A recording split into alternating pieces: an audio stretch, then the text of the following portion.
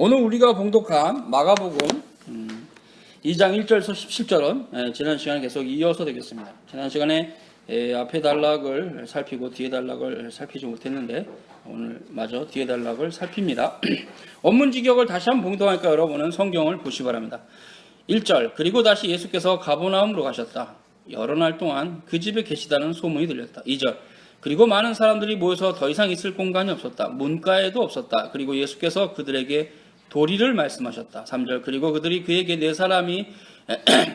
그들이 예수께 네 사람이 메고 중풍병자를 데리고 왔다. 4절, 무리를 인하여서 그에게 데리고 갈 수 없었다. 그러자 그가 계신 자리에 지붕을 뜯었다. 그리고 구멍을 내었다. 침대 채로 중풍병자를 내려보냈다. 5절, 예수께서 그들의 믿음을 보시고 중풍병자에게 말씀하셨다. 소자야, 너의 죄가 사하여졌느니라. 거기 어떤 서기관들이 앉아 있었다.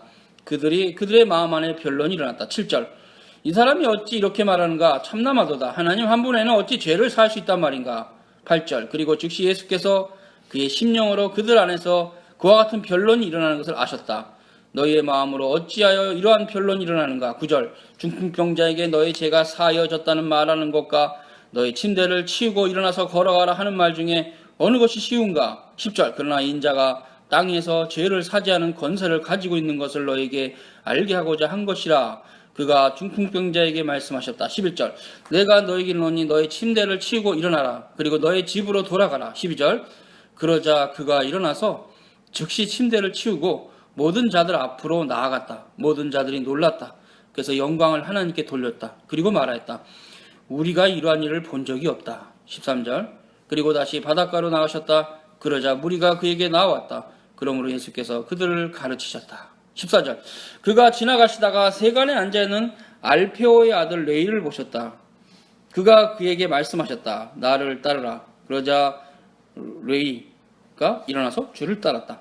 15절, 그의 집에 예수께서 앉아 계셨다. 그러자 많은 세리들과 많은 죄인들이 예수와 그의 제자들과 함께 앉았다.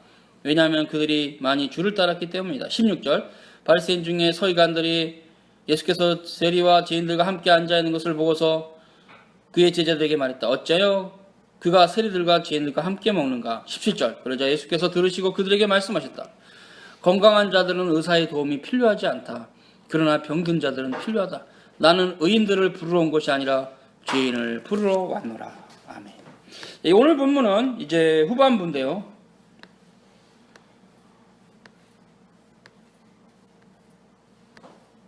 후반부는 13절이죠. 13절에서부터 17절이죠. 그죠? 13절, 17절 보시기 바랍니다. 예수께서 다시 바닷가로 나가심에 무리가 다 나왔거늘 예수께서 저희를 가르치시니라. 또 지나가시다가 알페오의 아들 레위가 세간에 앉아있는 것을 보시고 저에게 이르시되 나를 쫓으라 하시니 일어나 쫓으니라. 그의 집에 앉아 잡수실 때 많은 세리와 죄인들이 예수와 그 제자들과 함께 앉았으니 이는 저희가 많이 있어서 예수를 쫓음이라. 바리새인의 서기관들이 예수께서 죄인들과 세리들과 함께 잡수시는 것을 보고 제자들에게 이르시되 어찌하여 세리와 죄인들과 함께 먹는가? 예수께서 들으시고 저에게 이르시되 건강한 자에게는 의원이 쓸데없고 병든 자에게라 쓸데있니라. 내가 의인을 부르러 온 것이 아니요 죄인을 부르러 왔노라 하시니라. 오늘 본문에 예수께서 이제 바다로 다시 나가셨으나 무리들이 계속 예수님을 따라다닙니다. 그때 예수님께서는 그들에게 하나님 나라의 도리를 가르쳐 주셨습니다. 그때 이제 예수께서 그런 가르침을 가르치시고 우연히 세간을 지나가시다가 세간에 앉아있는 세리의 직무를 수행하던 알페오의 아들 마태를 보셨습니다. 그런 이름이 레이라는 이름도 있었어요. 그러나 그가 레이 지파인지는 확실하지 않습니다. 그러나 그가 확 세리였다는 것은 확실합니다. 사도 마태는 세리의 직무를 수행하던 중 예수 그리스도의 부르심에 응답하여 12사도 중에 한 사람이 되었습니다. 무엇보다 사도 마태는 사복음서의 첫 복음서로서의 마태복음을 기록하신 분입니다. 그는 그 마태복음에서 왕이신 그리스도를 부각하고자 그 서신을 썼는데 그 서신의 첫 장에 아브라함과 다윗의 자손 예수 그리스도의 계보라라는 것에서도 알 수 있습니다. 그는 사도의 직무를 잘 감당하고 순교하신 분으로 전해 내려옵니다. 마가는 마태의 이름을 알페오의 아들 레이라고 하였는데 만약 그가 레인이라면 성전에서 봉사할 레인이 세리가 되었다는 것을 의미합니다. 그리고 그것은 예루살렘 제사제도의 어두운 단면을 보여줍니다. 레인들은 세리 직분을 가지면 안 되죠. 당연히 구약시대의 법에 의하면 성전에서 먹고 살아야 될 사람들. 만약 이 레이라는 이름이 그의 족속의 이름이라면, 그의 지파의 이름이라면 그만큼 예수님 당대 예루살렘의 제사제도는 상당히 구조적인 모순이 있는 곳이었다 말할 수 있어요. 물론 그것을 우리가 볼 수 있는 다른 부분이 있죠. 예수님이 성전에 들어갔더니 장사하는 자들이 있었고 그들을 내어 쫓으면서 내 아버지 집은 기도하는 집이다 말씀하셨던 그 사건에서도 얼핏 우리는 간접적으로나마 예루살렘 성전에 상당히 문제가 있다는 걸 알 수가 있습니다. 그죠? 그래서 결국 이제 이분이 정말 세리라면 심각하다는 거죠. 어떻게 레위인이 세리가 될 수 있는가? 세리라는 사람은 뭐냐면 창녀와 동일하게 취급받던 그런 부류들입니다. 이스라엘 백성들에게 세리가 됐다는 것은 그 당시에 창녀하고 똑같아요. 그래서 항상 창기와 세리 이렇게 두 어떤 부류들을 함께 묶어서 같이 취급하는 것을 볼 수 있어요. 유대인들이. 그렇게 유대인들 사회에서 창기와 세리는 동일한 의미인지 레위인이 이런 일을 한다는 건 상상할 수 없는 거죠. 이것은 실로 비참한 이스라엘 종교의 몰락입니다. 그러나 다만 마태의 이름을 특히 레이라고 할 수 없어서 그것은 추론이라는 것을 알아야 됩니다. 뭐 그렇다 해서 그 당시 이스라엘 종교가 거룩한 건 아니기 때문에 마태가 레이 족속이 아니라도 상관은 없어요. 이 해석은 가능합니다. 그 당시 몰락한 유대 종교를 살펴볼 수 있는 그런 단면이 있습니다. 그만큼 그 당시 이스라엘 제사제도는 붕괴 직전이었고 결국 그것은 하나님의 섭리 가운데 붕괴되었죠. 그것이 주후 70년에 나중에 로마의 황제가 되는 티투스가 이스라엘의 반란을 진압하고자 로마 군병을 데리고 와서 돌 위에 돌 하나도 남지 않게 다 파괴시켰습니다. 그래서 결국 주님의 말씀하신 대로 됐어요. 그것이 주후 70년경의 일입니다. 성전에서 재물과 돈을 환전해서 제사장에게 갖다 줬던 이스라엘 백성들의 형식적인 신앙, 또 그렇게 성전에서 재물을 팔아서 돈을 버는 그들과 함께 제사장 집단이 이권을 가지고 연결되어 있었다는 이런 커넥션들은 결국 이스라엘 종교가 거의 막장으로 치닫고 있다는 것을 말합니다. 그래서 예수님께서는 내 아버지 집으로 장사치의 소굴로 만들지 말라고 하시면서 노군으로 그때 장사꾼들을 치어내어 보냈습니다. 이런 예수님의 행적은 그 시대 상황을 잘 드러내고 있어요. 제사제도가 모두 장사 속으로 넘어갔다는 것입니다. 이스라엘 백성들은 형식적으로 재물을 드렸다는 것입니다. 예루살렘에 올라가서 대충 자신의 돈으로 재물을 사서 제사장에게 바친 것입니다. 그리고 이것이 공공연히 매매가 이루어졌다는 것이죠. 이것이 이스라엘 종교의 몰락이었습니다. 만약 마태가 레인이었다면 레인에게도 재정을 지출해서 그들을 살게 할 수 없을 만큼 심각한 재정적 압박을 받았다는 것이죠. 그리고 레인이 벌어먹고 살 것이 없으니까 세리가 됐다는 거죠. 창기와 같은 부류에 원래 레인은 구약시대에 다른 지파와 달리 생업에 종사할 수 없는 부류들이었습니다. 뭐 그 중에서 아론의 자손들이 제사장의 역할을 했지만 그럴지라도 레인도 함께 성전에서 삶을 영위하도록 되어 있었어요. 그래서 그 형태가 그들에게는 지파, 즉 땅, 기업, 땅이 주어지지 않았고 레인들은 성전 자체가 그들의 기업이었어요. 예수께서는 마태를 부르셨습니다. 오늘 본문에. 그때 마태는 신속하게 응답했어요. 따랐다 그렇게 되어 있죠. 따랐다. 예수께서 사도 마태를 선택하신 것은 하나님의 교회를 하나님의 통일적인 기구를 세우고자 하신 형태 안에서 12제자로 세우신 것입니다. 그 12제자의 의미가 상당히 큰 의미가 있는데요. 그것은 뭐냐면 구약의 12지표와 비관하면서 그것이 바로 신구약 전체 24장로들을 상징하기 때문에 그런 상징성이 있어요. 12사도의 반열에 오른 사도 마태는 원래는 세리였다는 거죠. 그러나 이제 주님을 따르고 나서 새 언약의 하나님의 교회의 중심적 인물이 되었고, 정말 우리가 신약 성경의 첫 권인 마태복음을 기록하는 정말 소중한 책 마태복음, 얼마나 소중합니까? 저는 마태복음을 읽을 때마다 너무나 감사해서 눈물이 날 지경이에요. 너무 멋진 책이 진짜. 그런 주님의 왕적인 직분을 잘 소개했던 마태복음은 우리에게 얼마나 소중한 가치인지 몰라요. 그 마태복음을 기록한 사도가 되었습니다.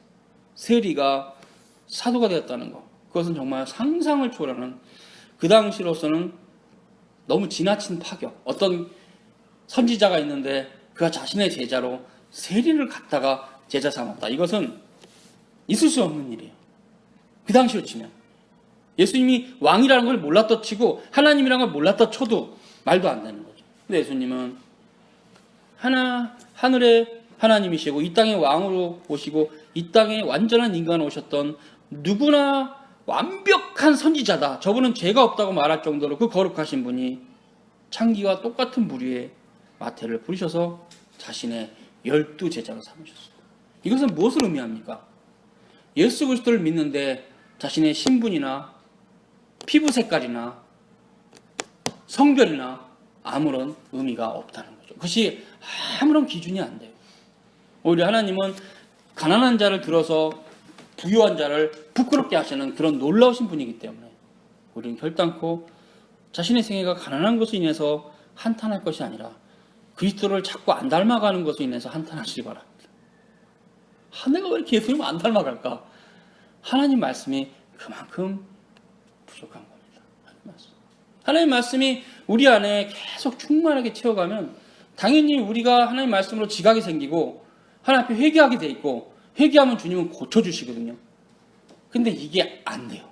왜냐하면 말씀이 없으니까 모르는 겁니다. 내가 무슨 죄를 졌는지를. 이것이 바로 신자들이 하나님 앞에 생명에 이르는 근심을 해야 되는 부분입니다. 하나님, 저가 주의 말씀으로 거룩하게 되게 해주세요. 꼭 기도해야 됩니다. 그래서 거룩하게 돼야 됩니다. 첫째는 무엇이 있어야 되는가? 거룩한 인식이 있어야 됩니다. 거룩한 인식이란 뭔가 하나님 말씀이 깨달아져야 돼요.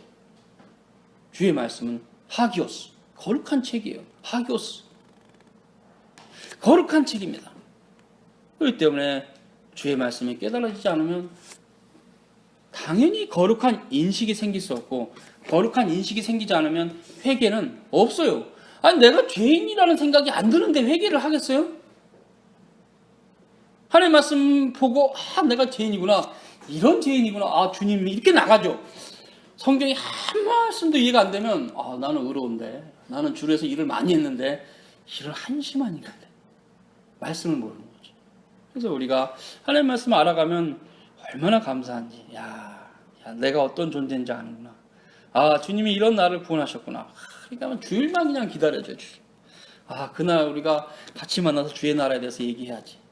참된 성도들은 원래 그런 성도들이 우리 시대는 많지 않겠지만, 오늘 가서 주님께 기도하고 돈 좀 어떻게 잘 벌게 해야지, 오늘 12조 칼같이 내고 배로 좀 장사가 잘 돼야지, 오후에 배는 땡겨치고 우리가 장사하자, 이런 성도들이 많겠죠.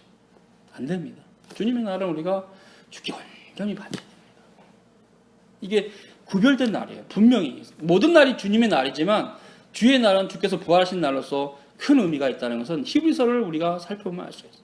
그래서 이제 우리가 마태복음을 이렇게 살펴볼 수 있는데, 마가는 예수께서 마태와 함께 앉아서 식사하셨다고 말합니다. 오늘 본문을 보세요. 그때 여러 세리들이 예수님과 함께 식사를 했습니다. 이것은 진짜 그 시대 문화에서는 파격, 어부 파격, 파격 곱하기 파격, 이럴 수가 없어요. 아니, 저분은 우리가 진짜 최소한 선지자로는 인정하신데 어떻게 창기하고 동급인 세리하고 식사를 하시는가? 이게 이제 바리새인 중에 서기관들이 가지고 있었던 불평이었어요. 물론 이제 말은 안 하고 마음속으로 불평을 들었는데 주님께서는 아셨죠. 저들의 마음을. 중심에 이제 그 마음을 아실 수 있는 전능하신 하나님이시니까 인간이시지만. 그래서 그들이 제자들에게만 조용히 했겠죠. 세리와 제인들과 함께 너의 선생님은 식사를 하느냐? 예수님께서 들으셨어요. 마음으로 다 아신 거죠. 그들의 마음으로 한 말을. 그러면서 하셨습니다. 마가복음 2장 17절이죠. 건강한 자들은 의사의 도움이 필요하지 않다.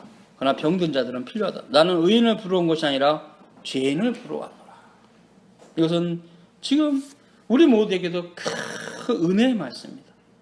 의인을 부르러 왔다면 예수님 앞에 쓸 사람은 아무도 없습니다. 없습니다. 아담 이후에 전적으로 다 타락한 원죄를 가지고 있기 때문에 의인을 부르러 예수님 왔다면 아무도 쓸 수가 없어요. 그러나 주님이 죄인을 부르러 왔다는 이 말은 우리에게 큰 은혜가 있는데 정말 주님께 나가기만 하면 되겠구나. 이런 은혜가 있습니다. 너무나 감사한 거죠. 이 본문에는 고도의 수사법이 있습니다. 예수께서 의인을 부르러 온 것이 아니라 죄인을 불러왔다는 것은 의인이 있다는 말을 하는 것이 아닙니다. 의인이 없다는 말을 이런 식으로 표현한 겁니다. 오히려 스스로 의인이라고 자임하는 자들은 고쳐주시지 않겠다는 것입니다. 그들이 의인이어서가 아니라 그들의 어둠이 자신을 의인으로 자처하고 있다는 것이죠. 그들도 실은 크나큰 죄인입니다. 바리새인이 죄인이 아닙니까? 창기하고 세리하고 다를 바가 뭐 있습니까? 솔직히 조금 꺾어보면은 창기하고 세리보다 바리새인들이 더 더러워요. 왜? 창기하고 세리는 솔직하잖아요. 나는 돈이 없어서 세리가 됐다. 돈 벌려고. 창기도 그럴 수 있잖아요. 솔직하잖아요. 삶이. 욕망대로 살겠다. 나는 남자하고 많이 자고 싶고 돈도 많이 벌고 싶다. 솔직하긴 하잖아요. 바리새인들은. 그건 아니잖아요. 어차피 그런 욕망 다 있는 죄인이 탁탁 하고 나는 죄가 하나도 없어. 우리 조상 때부터 이제 주 4세기 이후부터 이제 바리새파가 생겼을 때부터 우리는 이제 구별된 자, 바리새인. 뭡니까? 그러니까 결국 예수님 오셨을 때 그 중심의 더러움을 예수님 모시고 산상보원에서 다 깨신 겁니다. 그랬더니 바리새인들이 이제 예수님을 죽이려고 그런 거예요. 야, 저분은 왜 저래? 뭐 사람을 미워하는 자마다 살인자라고?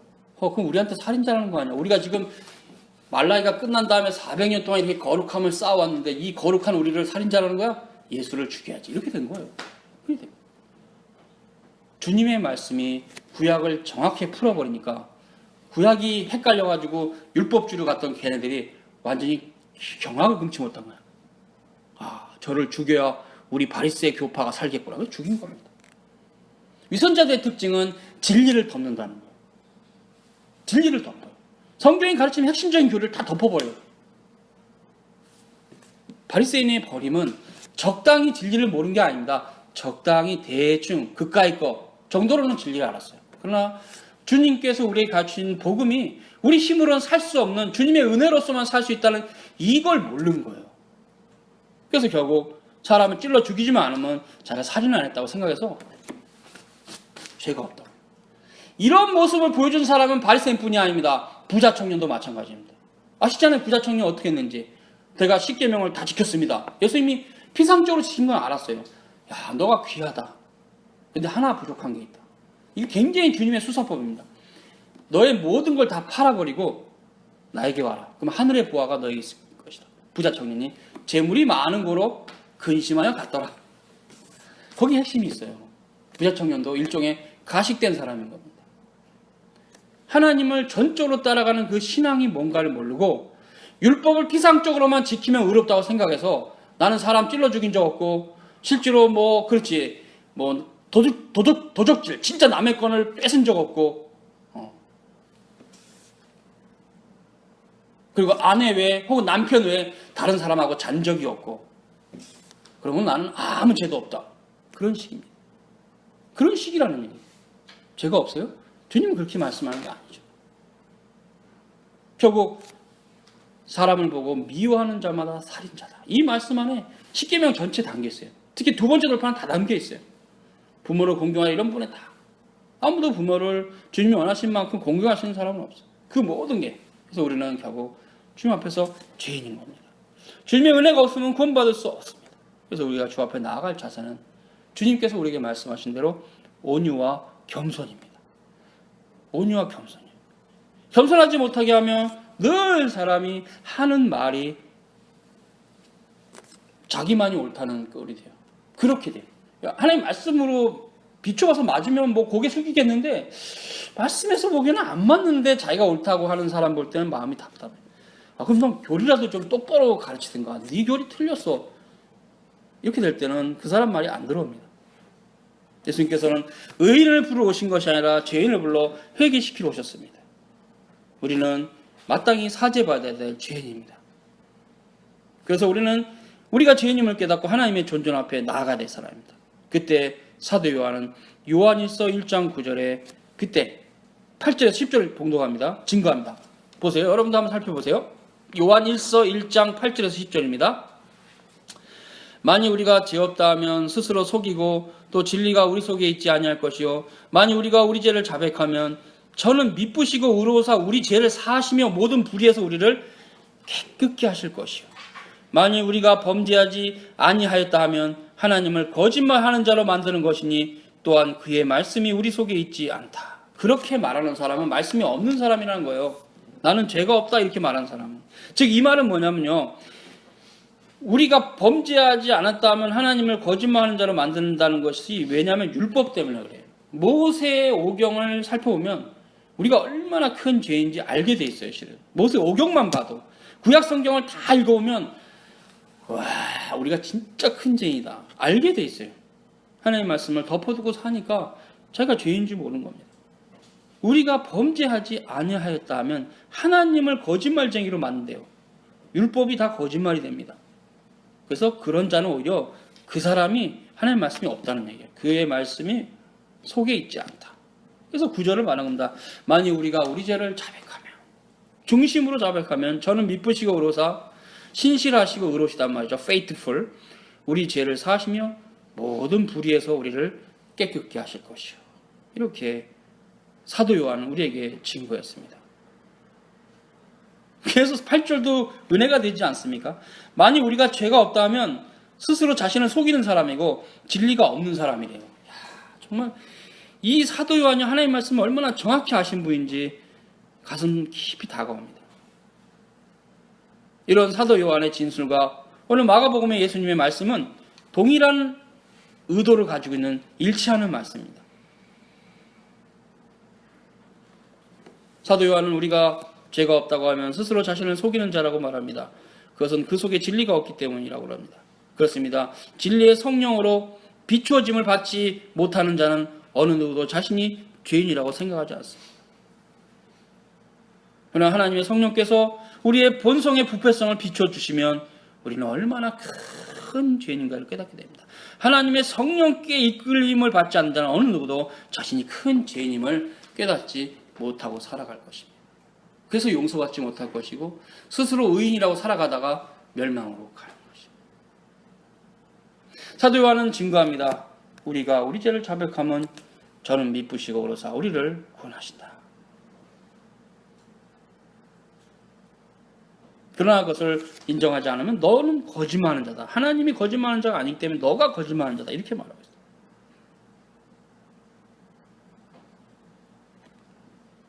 만약 우리가 범죄하지 아니했다고 말한다면 우리가 하나님을 거짓말하는 자로 만드는 것인데 그러한 자는 하나님의 말씀이 없습니다. 하나님께서는 모든 사람이 죄를 범하여 하나님의 영광에 이르지 못하리라고 말씀하셨음에도 불구하고 자신이 의롭다고 생각함으로 결국 멸망으로 가는 것입니다. 사도 요한은 마가복음의 말씀처럼 참된 신자들은 자신이 죄인임을 깨닫고 하나님께 자복해서 거룩한 삶으로 나아간다는 것으로 가르치고 있는 것입니다. 이것이 바로 하나님의 은혜인 것입니다.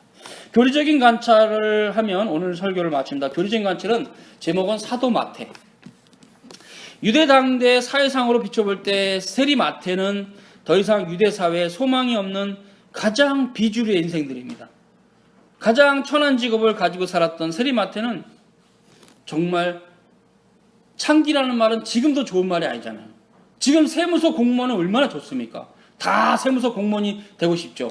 그러나 예수님 당시의 세리는 창기하고 동일한 수준입니다. 창기는 도무지 세월이 바뀌어도 그 비참함이 안 바뀌네요. 근데 어찌됐건 세리라는 직분은 지금은 굉장히 값나가는 직분이고 누구나 되고 싶은 국가 공무원입니다. 근데 그때는 아니었어요. 그때는 가장 인생의 언더들, 가장 천한 직업이었어요. 그런 세리 마태가 구주 예수 그리스도께서 부르셨을 때 응답했습니다. 그리고 12사도가 됐어요. 결국 이것은 우리에게 세리마티의 삶을 통해서 배우게 하는 것인데, 하나님의 구원은 인간 편에서 노력으로 공로로 얻어지는 것이 아니라 하나님의 주권적 은혜라는 사실이죠. 은혜를 알아가는 것이 신자가 진리를 알아가는 것입니다. 사도 마태는 세리에서 사도라는 영광에 직분 얻었습니다. 세리 출신으로서 비참한 삶을 살았지만 주님이 부르셨을 때 다 털어버리고 주님을 따랐어요. 어떻게 보면 인생이 가진 게 없는 사람들이 복일 수 있어요. 주님을 따르는데 어려움이 별로 없거든요. 근데 수백억, 수천억의 재산이 있는 사람이 너 그것을 다 팔아 가난한 자에게 다 주고 너는 당장 나에게 와라 그러면 쉽지 않겠죠. 역사 속에 그것을 행한 분은 있어요. 바나바입니다. 바나바.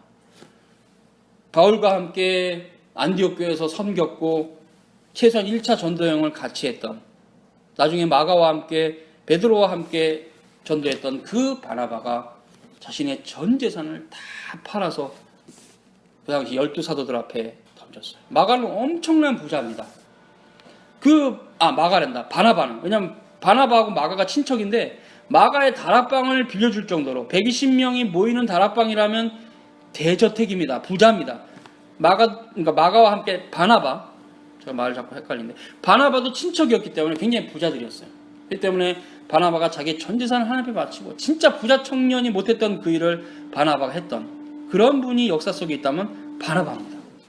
전 재산을 다 헌사하고 바울과 함께 전도했고 마지막에 베드로와 함께 전도했던 그 바나바, 온유한 자 바나바, 온유함의 대명사의 바나바. 사도 바울조차도 그 부분은 겸손하게 인정했던 정말 높은 훌륭한 바나바, 그분이 마가의 친척인데 전 재산을 교회에 희사하고 사도의 길을 들어선 분입니다. 그러니까 지금으로 치면 진짜 최소한 100억에서 1000억까지는 안 될지라도 뭐 1000억 있다 치고 그런 100억은 넘는 거 엄청난 재산을 다 하나님의 교회에 다 바쳐버리고 털고 자신은 이제 교회로부터 받는 사례비를 가지고 살았던 분이죠. 정말 우리 시대 목회자가 본받아야 될 자세죠. 일용할 양식에는 더 이상 원하지 않는 그런 삶이 실은 목회자의 삶이 돼야 되고 그와 함께 그 목회자를 따라가는 성도의 삶이 돼야 돼요. 목회자의 삶과 성도의 삶이 이분법적이지 않습니다. 이분법적이다. 목사님은 저 찌질한 집에서 10평에 살아야 돼. 나는 50평에 살아야 돼. 나는 장로야. 그 장로는 바로 집 팔아서 20평은 목사님께 주고 30평에 살면 딱 맞습니다. 그것이 하나님의 뜻입니다. 목회자가 앞서간다는 것이지 목사 혼자 간다는 게 아니에요. 이 성도들이 아주 웃겨요. 자기는 엄청난 돈을 가지고 맘대로 쓰고 살면서 목사가 좀 월급이 높아지면 눈이 뻘개집니다. 미친놈이라 그래요. 그럼 너 재산부터 반 쪼가리 내서 목사를 줘라. 그리고 목사의 삶에 대해서 말하라. 결국 목사는 앞서가는 겁니다. 모든 삶에 그리스도인이 본이 되는 겁니다. 그러면 그리스도인도 그 본을 따라가야 된다는 얘기잖아요. 그래서 무엇을 말합니까? 항상 제가 얘기한 대로 우리 모든 신자들은 일용할 양식 외에는 필요가 없는 겁니다. 일용할 양식 외에는 모든 돈은 실은 하나님의 교회에 바쳐야 되고 불쌍한 이웃에게 다 줘야 돼요. 그리고 이제 다 털고 내가 우리 애들 교육시키는데 돈 벌었고 또 나 지금 죽을 때까지 최소한 뭐 사치스럽게 살지 않지만 그냥 살 수 있는, 굶어 죽지 않고 이렇게 평범하게 살 수 있는 재력이 됐다. 그럼 나머지 돈은 주님의 교회에 다 바쳐야 돼. 죽기 전에. 그것이 신자의 자세예요. 그리고 가난한 자에게 다 나눠주고 그리고 주는 겁니다. 이게 서구 사회는 이런 기독교의 가르침이 문화가 됐기 때문에 굉장히 이렇게 구제하는 문화가 활발한데 대한민국은 그냥 자기 자식한테 다 꽂아주려고 10억이건 100억이건 1조건 다 자기 자식한테 한 사람에게 다 몰아주고 걔는 죽을 때까지 일 안 하고 그냥 사는 거죠. 근데 성경은 일하지도 않는 자는 먹지도 말라 그랬어요. 그렇게 돈으로 살고 일하는 거는 그 자체가 죄입니다. 그렇기 때문에 그렇게 부모로부터 물려받은 재산이 너무 많아서 일을 하나도 안 하고도 BMW 끌고 람보르기니 끌고 사는 자들은 그냥 지옥입니다. 뭐예요? 예수를 진짜로 믿으면 이제 다 털어서 다 주고 이제 일을 합니다. 뭘 하든 일을 합니다. 일을 해야 됩니다. 죽을 때까지. 몸이 힘이 없을 때까지 뭔가 일을 해야 돼, 성도는. 근데 만약에 어머니 아버지가 1조를 남겨줘서 평생을 써도 아무리 많이 써도 남는 돈이 있는데 그래서 일을 안 한다? 예수 믿는 사람이 제대로 바나바처럼 예수 믿었다면 그 1조를 다 교회에 헌납하고 가난 자에게 다 주든가 하고 자기는 그 중에서 일용할 양식만 빼고 다 주고 뭔가 일을 해야 돼. 주를 위해서. 뭐 구제를 위해서 일을 할 수도 있고 뭐 가난 자를 위한 재단이나 의료 재단을 세워서 일을 하든 뭔가를 해야 되는 거죠. 그게 기독교인의 자세죠. 근데 지금 한국에 많은 부가 2세대, 3세대를 간 자들은 끝없이 멸망으로 가고 있습니다. 일을 안 해요. 일을 안 해도 사니까. 뭐 큰 어떤 건물 한 달에 뭐 한 1억이 나오는 건물 강남에 있으면 일을 왜 해요? 그러니까 일을 하고 싶지가 않죠. 그러니까 그게 멸망으로 가는 길이라는 얘기죠. 일하지도 않는 자는 먹지도 말라. 명심해야 됩니다. 그리스도인들은 일을 해야 됩니다. 그게 이제 포괄적으로 주님의 영광과 연결되는 일이긴 하지만 죄를 짓는 일을 해서는 안 됩니다. 하나님의 영광이 되고 인류에 공헌할 수 있는 일을 해야 됩니다. 이것이 성도가 어려서부터 배워야 될 일에 직업에 대한 관이에요. 직업관. 하나님의 영광과 인류에 공헌이 되는 일을 나는 하겠다. 그럼 여러분이 그 일을 하시면 돼요. 뭐 작은 일도 큰 일도 상관없어요. 하나님께 영광이 되고 인류에 공헌한단 말이에요. 그럼 됩니다. 그래서 그것이 하나님 사랑과 이웃 사랑을 완성해가는 신자가 가져야 될 직업입니다. 그래서 이게 굉장히 중요한 부분이 있어요. 사도 마태는 결국 이제 다 버렸고 주님께 돌아왔을 때 그가 주님의 교회의 귀한 일꾼이 되는 것이죠. 천한 직업을 가진 세리 마태가 사도가 되었다는 것은 당대에 내노라 하는 여러 서기관과 바리새인들이 이제는 도무지 범접할 수 없는 그런 위치가 됐다는 거죠. 하나님의 은혜는 사람의 이해로 이해할 수 없어요. 자신이 스스로 의롭다고 했던 바리새인들은 버림받았으나 구주의 치유의 손길을 간절히 바랬던 창기와 세리는 구원을 받았습니다. 여러분이 잘 아는 창기는 누가 있습니까? 성 막달라 마리아. 성 막달라 마리아가 바로 그 세인트 막달라 마리아가 되기 전에는 창녀였어요. 그러나 주님을 만나고 나서 그는 이제 사도시대 교회 세인트 막달라 마리아라는 이름을 가지고 다른 자매 베베나 브리스길라 아굴라처럼 굉장히 주님의 교회에 헌신했다는 걸로 전해지고 있어요. 그렇습니다. 그렇게 정말 사회 어떻게 보면 별 쓸모없고 아무 가치 없는 사람이 또 마구 그 예수님의 그 뒤에 십자가를 짊어졌던 그분도 그런 분들이 다 그냥 그렇게 예수님 십자가 지는 게 재밌어갖고 이렇게 구경하러 갔다가 로마 군병에 끌려가지고 구레네 시몬이죠. 예수님 뒤를 따라가다가 은혜 받고 사도시대 교회에 또 일꾼이 되었다는 전설이 있어요. 참 놀라워요. 주님 옆에만 붙으면 다 놀라운 사람이 되네. 그래서 저는 주님이 너무 좋아요. 주님 옆에만 붙으면 멋있는 사람이 되니까. 여러분, 주님께 붙으시기 바랍니다. 그걸 좀 제가 쉽게 얘기해주면 주의 말씀을 사모해야 됩니다.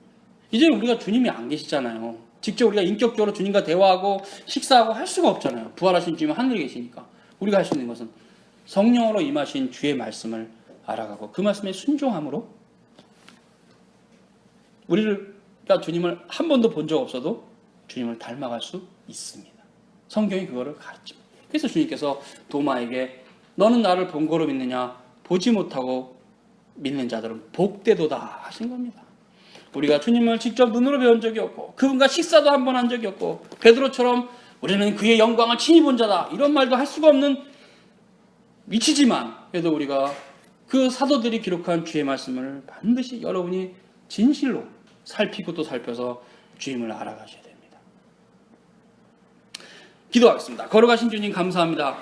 사도 마태가 그 삶을 통해서 우리에게 보여줬던 주님의 은총을 받은 그런 의미들을 우리가 깨닫고 이제 주님께서 우리를 부르셨사오니 언약의 백성으로서 아브라함 자손으로서 세례를 받은 자로서 이 귀한 표징을 헛되이 사용하지 않고 믿음으로 오직 살아갈 수 있도록 도와주옵소서. 그럼 사도 바울이 우리에게 말한 대로 너희가 세례를 받은 자로서 헛되이 믿지 아니하면 구원을 받으리라 말씀했사오니 참으로 자신들이 받은 세례가 얼마나 소중하며 얼마나 고귀하며 얼마나 간절한 것을 깨닫고 받은 세례의 의미를 더 드러내는 삶으로 주님을 영화롭게 하는 삶으로 살아갈 수 있도록 축복하여 주시옵소서. 예수님 이름으로 기도 올리옵나이다. 아멘.